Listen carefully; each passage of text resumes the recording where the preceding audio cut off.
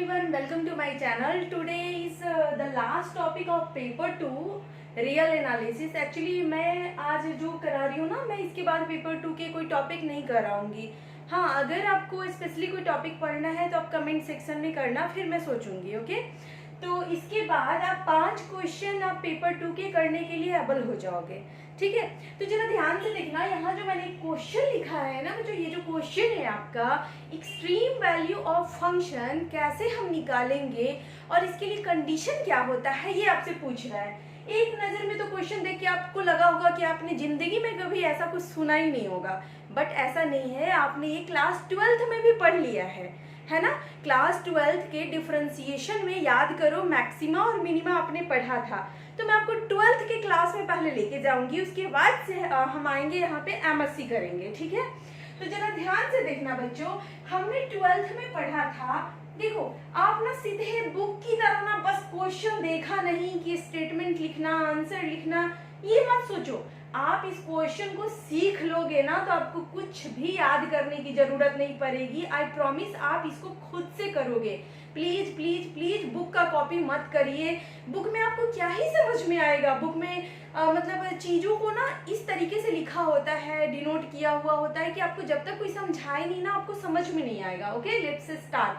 तो मैंने आपसे बोला कि अगर कोई फंक्शन f(x) है लाइक दिस, ऐसा कोई फंक्शन f(x) है, तो आप याद करो 12th के क्लास में हमने पढ़ा था कि कोई भी फंक्शन का मैक्सिमम और मिनिमम पॉइंट जो होता है ना, वो हम कैसे पता करते हैं. तो हम उस समय पढ़ते थे क्या बेटा, हम पढ़ते थे क्रिटिकल पॉइंट.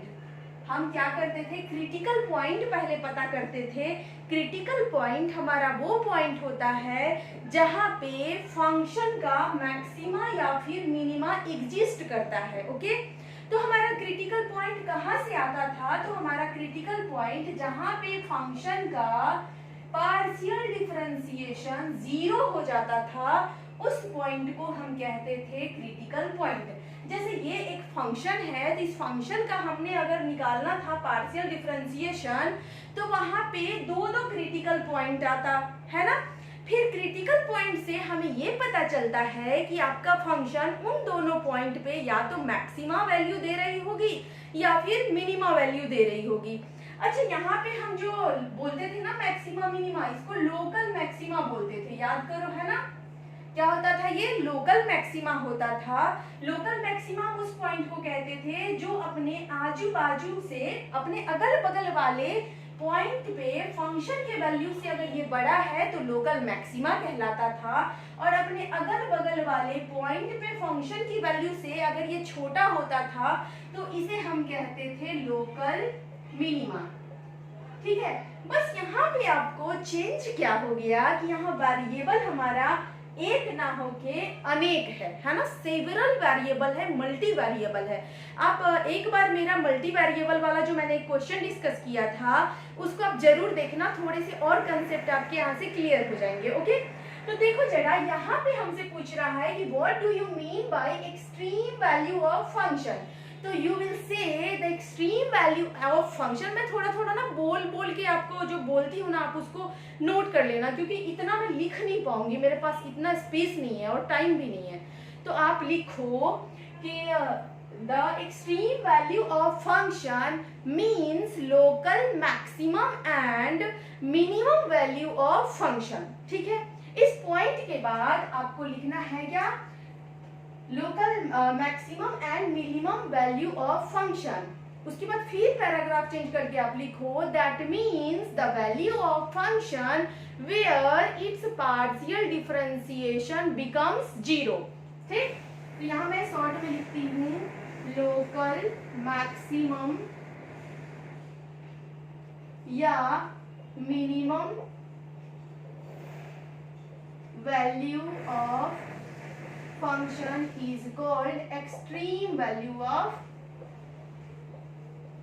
function. ओके, कोई दिक्कत. अब मैंने कहा कि एक्सट्रीम वैल्यू ऑफ फंक्शन आपको मिलेगा कैसे, तो इसके लिए कंडीशन क्या है, तो इसके लिए कंडीशन है partial differentiation must B 0 eight critical point.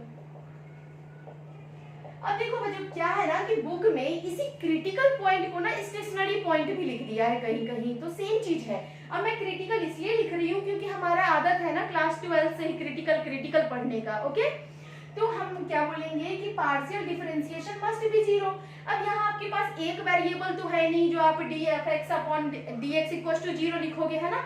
हमें ये नहीं लिखना है, ये जो आपका था ये था सिंगल वेरिएबल के लिए, सिंगल वेरिएबल के लिए था ये, जो हमने अभी से मतलब अभी तक बचपन से पढ़ते आ रहे हैं हम, है ना। अब यहाँ for double variable, for double variable, अब डबल वेरिएबल है तो यहाँ पे एक से ज्यादा वेरिएबल है ना, तो बारी बारी से सारे वेरिएबल के रिस्पेक्ट में फंक्शन की वैल्यू निकालेंगे, डिफरेंशिएट करेंगे और उसको इक्वल टू जीरो करेंगे, ठीक है। यानी कि d f upon d x should be equal to zero. ये जो मैं लिख रही हूँ कंडीशन लिख रही हूँ, for double variable necessary condition for extreme values, ठीक है। तो df upon dx equal to zero, साथ ही साथ df upon dy should be equal to zero, df upon dz equal to zero, ठीक है। यह तीन वेरिएबल है तो तीनों के रिस्पेक्ट में हमें फंक्शन का पार्शियल डिफरेंशिएशन करना है और तीनों को जीरो के इक्वल करना है। उसके बाद x, y और z की वैल्यू निकालनी है। ओके, यहां तक आप पहले नोट करिए, ठीक, फिर आगे बढ़ते हैं।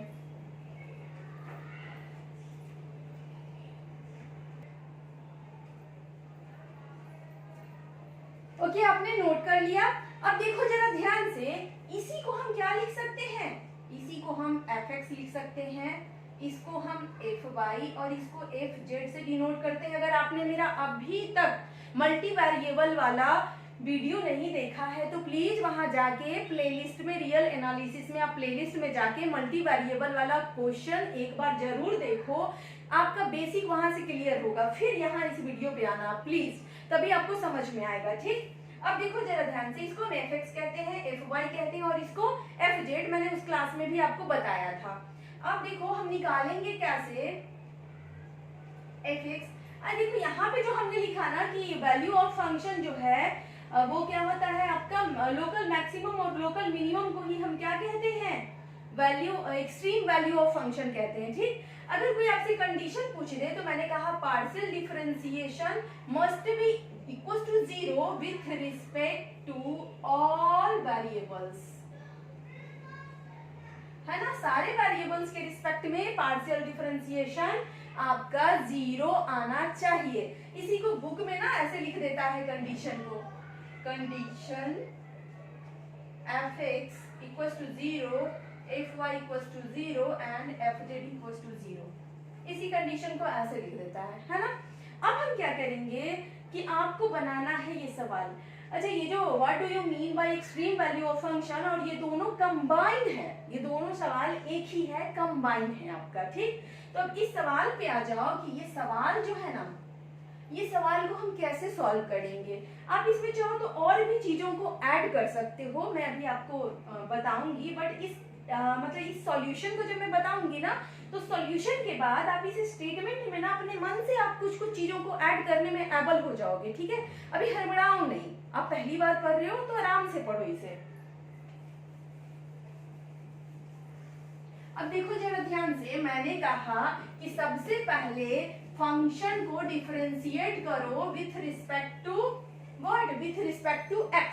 तो हम सबसे पहले ये जो हमारा fx yz है ना, इसको हम डिफरेंशिएट करते हैं और x के रिस्पेक्ट में, तो क्या आएगा, अब पार्शियल डिफरेंशिएशन तो करने आता है ना आपको, x के रिस्पेक्ट में जब करेंगे तो ये हो जाएगा 2yz minus 4z minus 2, sorry ये तो टर्म जीरो हो जाएगा, यहाँ तो x है ही नहीं, प्लस 2x, यहाँ भी जीरो, यहाँ भी जीरो, ये वाला टर्म आएगा माइनस 2, है ना। ये हुआ आपका partial differentiation with respect to x।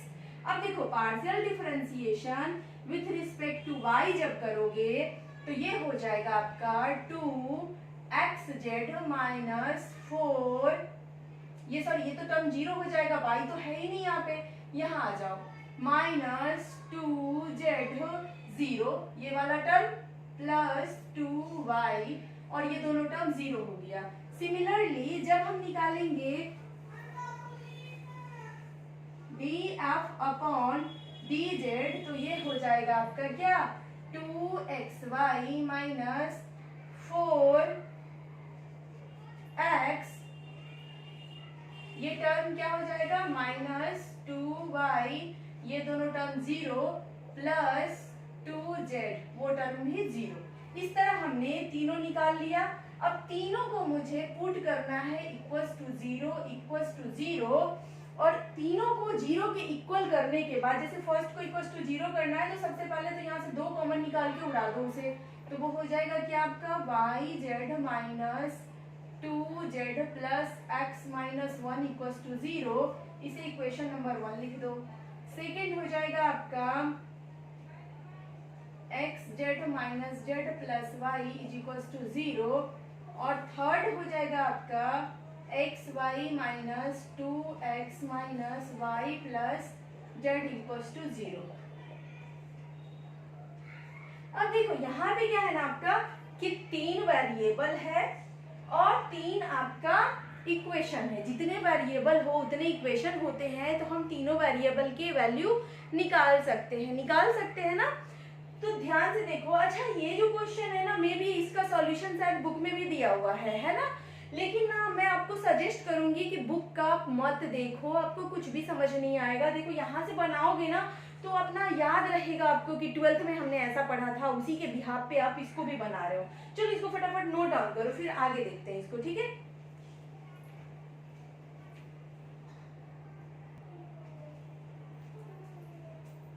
अब देखो जरा ध्यान से, ये तीनों इक्वेशन को सॉल्व करना आपका काम है। अब काम कैसे है कि यहाँ ध्यान से देखना, इक्वेशन नंबर 2 और 3 में जब आप देखोगे ना गौर से, तो यहाँ देखो y का टर्म कॉमन है। यहाँ पे आपका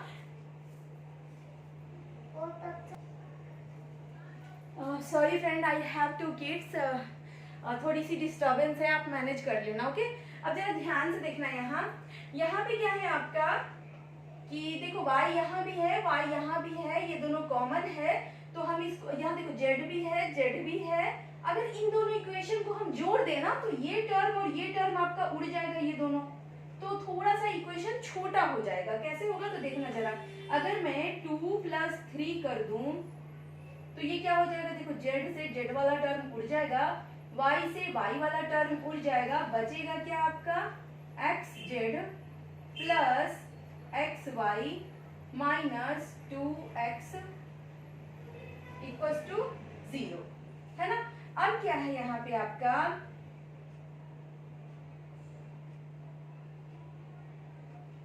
हाँ चलो अब देखना जरा, यहाँ भी x है आपका, यहाँ भी है और यहाँ भी है, तो x उड़ जाएगा आपका, है ना। तो बचा क्या y plus z is equals to 2।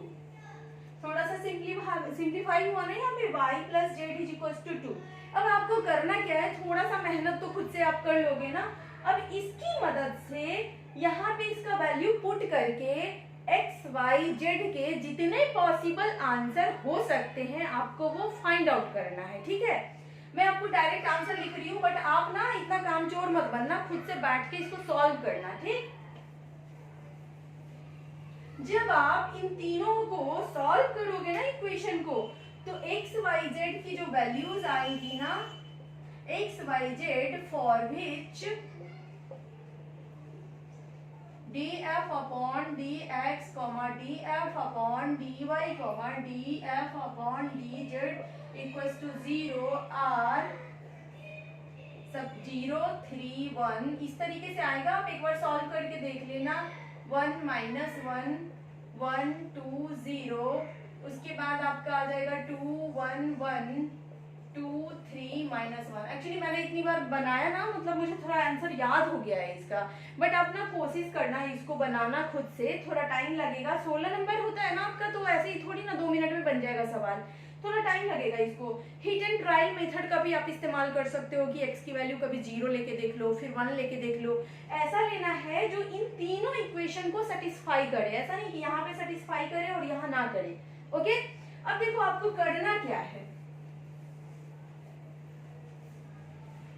ठीक है, यहाँ तक हमने काम कर लिया। इसके बाद याद करो कि हमने पढ़ा था 12th में कि सबसे जो नेसेसरी कंडीशन था कि पार्शियल डिफरेंशिएशन जब फंक्शन का करते थे और वो 0 के इक्वल आता था तो कहते थे कि हाँ भाई there are some critical points, कि कोई ना कोई कुछ क्रिटिकल पॉइंट है जहाँ पे फंक्शन की वैल्यू या तो आपकी मैक्सिमम होगी या फिर मिनिमम होगी।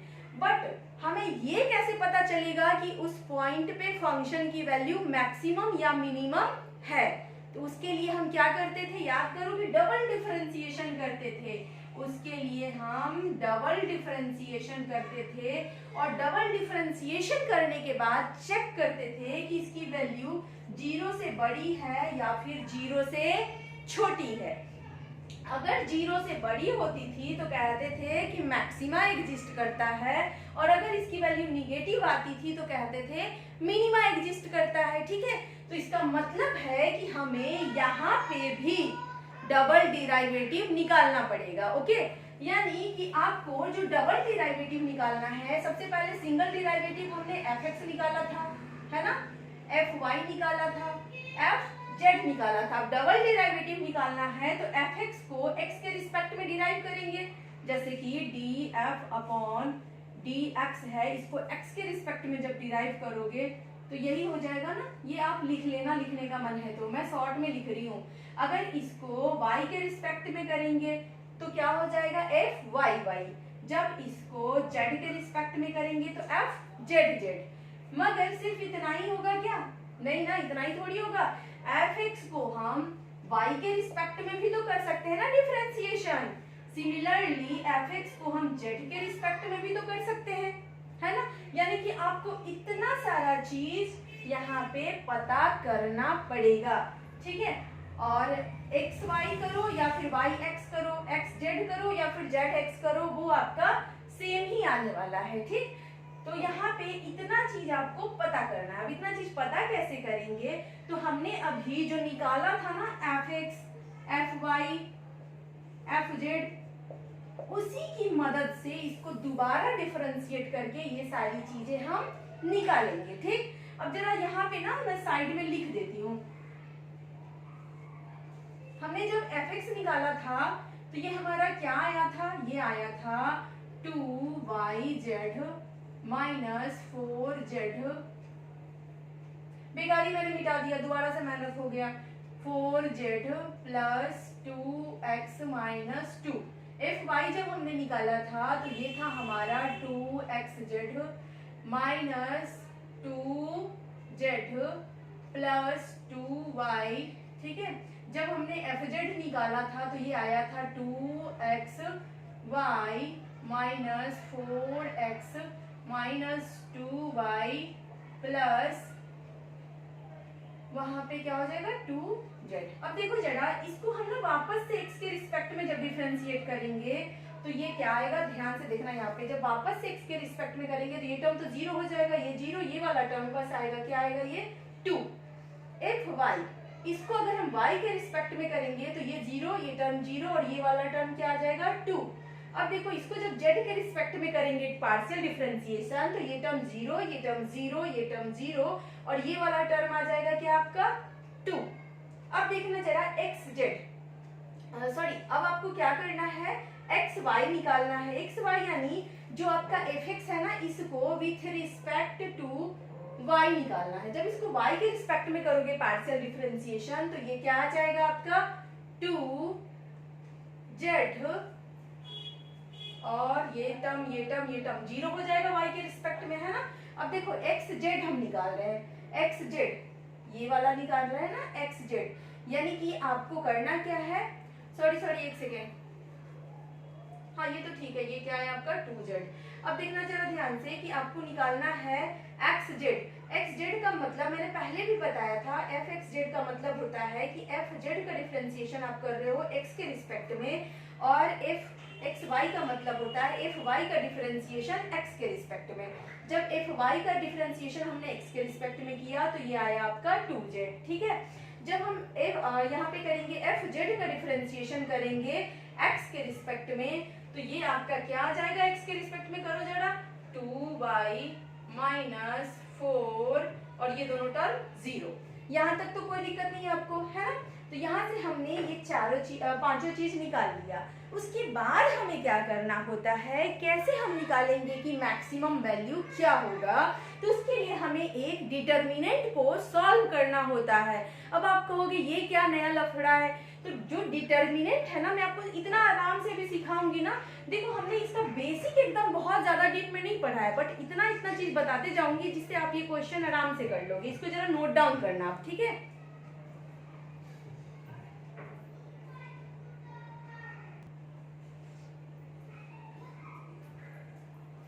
अब देखो जरा, इसके सॉल्यूशन तो काफी लेंदी हो जाएंगे आपको। एक सेकेंड, ये एफ जेड यहाँ पे एक टर्म आपका मिसिंग है। देखो जब एफ जेड का मैंने किया था तो ये वाला टर्म रह गया, नीचे 4z भी तो था, ये प्लस में 4 भी आएगा, ठीक है। ये थोड़ा सा करेक्शन कर लेना, वो बोर्ड पे करते हैं ना, कुछ चीजें छूट जाती है ना। अब देखना जरा, इसके बाद आपको क्या करना है, याद करो हमने जितने भी पॉइंट्स निकाले थे, जितने भी यहाँ देखो ये पॉइंट, ये पॉइंट, ये पॉइंट, ये पॉइंट, ये पॉइंट। अब मैं इतना तो सॉल्व नहीं करूंगी, आपको ये काम करना है, मैं बस बताते जा रही हूँ। इन सारे 1 2 3 4 5 इन सारे find f x x, f y y, f z z, f x y, f x z for all points individually. देखो क्वेश्चन लंबा जाएगा, बट क्वेश्चन है बहुत ही आसान। आप कॉपी में करोगे ना, जब एग्जामिनर खुश होके आपको 16 मार्क्स देने वाला है, ठीक। उसके बाद क्या करना है, सारे की वैल्यू आपको निकाल लेना है पहले, देन ये आप कॉपी में, मेरे बताने के बाद आप अभी ना कॉपी में करोगे इस क्वेश्चन को, और फिर कमेंट सेक्शन में लिखोगे yes I have done, okay. सारे के लिए आपको अलग अलग निकाल लेना है, ठीक। सबसे पहले आपको निकाल लेना है फॉर .031। अब देखो इसके लिए जब आपने यहाँ पे कुछ कुछ वैल्यूज निकाल लिया, ठीक। नाउ डिटर्मिनेंट, अब देखो बुक में जब आप देखोगे ना तो डिटर्मिनेंट लिखने में भी आपका दिमाग खराब हो जाएगा। ए बी जी एच पता नहीं कैसे कैसे लिख दिया है, फिर आप सोचोगे ए किसको बोलना है, ए किधर रखना है, बी किधर रखना है, अपना पजल हो जाओगे। तो अपना जरा ध्यान रखना कि आपको डिटर्मिनेंट कैसे बनाना है, कि आपके पास 3 वेरिएबल है एक्स वाई जेड, तो ये ना पेंसिल से लिख लेना ऊपर में एक्स वाई जेड, और यहाँ भी ना पेंसिल से लिख लेना एक्स वाई जेड।